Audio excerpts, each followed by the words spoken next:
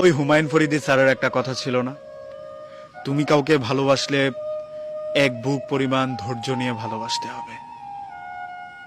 কিছু কিছু পরিবর্তন মানুষ কখনোই চায় না তার জীবনে আসুক, তবুও সেই পরিবর্তনগুলো মানুষের জীবনে আসে।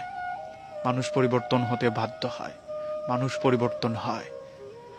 পৃথিবীতে সবচেয়ে কঠিন কাজ হচ্ছে পছন্দের মানুষ কিংবা প্রিয় মানুষ চোখের সামনে বদলে যাওয়া দেখাটা। এইটাও আমরা অনায়াসে সহ্য করে নিতে হয়, কোনো উপায় থাকে না। হুমায়ুন ফরিদি স্যারের এত ভালোবাসা তার প্রিয় মানুষকে আটকে রাখতে পারেনি।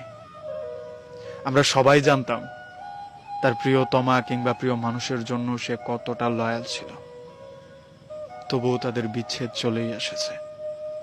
মানুষ আসলে যতই চেষ্টা করুক না কেন, ভাগ্যে যদি তাদের একসাথে থাকাটা না থাকে, তাহলে বোধহয় শেষ অবধি একসাথে থাকতেই পারে না।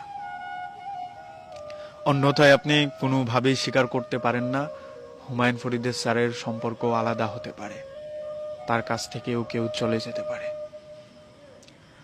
তবে একটা কথা খুব চমৎকার, যে তুমি কাউকে ভালোবাসো এটার উত্তর খুঁজতে যেও না।